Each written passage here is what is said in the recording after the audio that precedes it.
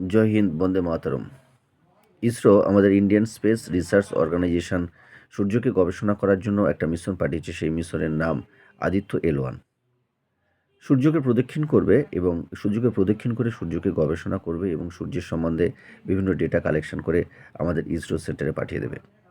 খুব গর্বের বিষয় যে নাসা এবং ESA, NASA American space agency তোমরা জানো, নাসা এবং ইউরোপিয়ান স্পেস এজেন্সি ইএসএ, এরপরে থার্ড কান্ট্রি যে যে সূর্যকে গবেষণা করার জন্য কোনো একটা মিশন আদিত্য L1 পাঠিয়েছে।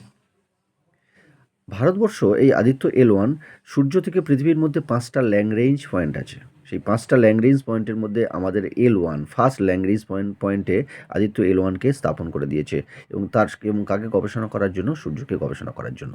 এখন তোমাদের জানতে হবে পৃথিবী এবং সূর্যের মধ্যে কটা ল্যাংরেঞ্জ পয়েন্ট আছে। পৃথিবী এবং সূর্যের মধ্যে 5টা ল্যাংরেঞ্জ পয়েন্ট আছে। এই ল্যাংরেঞ্জ পয়েন্ট কি? যেখানে দুটো সেলেস্টিয়াল অবজেক্টস, মহাজাগতিক অবজেক্টসের গ্র্যাভিটেশনাল ফোর্স মানে মাধ্যাকর্ষণ শক্তি যেখানে ইকুয়াল হয়ে যায়, সমান হয়ে যায়, মানে যে জায়গাটা ব্যালেন্স হয়ে যায়, আর কোনো টান থাকে না, কোনো ফোর্সের টান থাকে না, তাকে বলা হয় ল্যাংরেঞ্জ পয়েন্ট। এই আদিত্য L1 5 বছর ধরে ডেটা কালেকশন করবে এবং সূর্যকে গবেষণা করবে। এবার তোমাদের প্রশ্ন রইল যে সূর্যের যে সবথেকে বাহারি পার্ট মানে উপরের part, outer part of the sun, what is called the outer part of the San?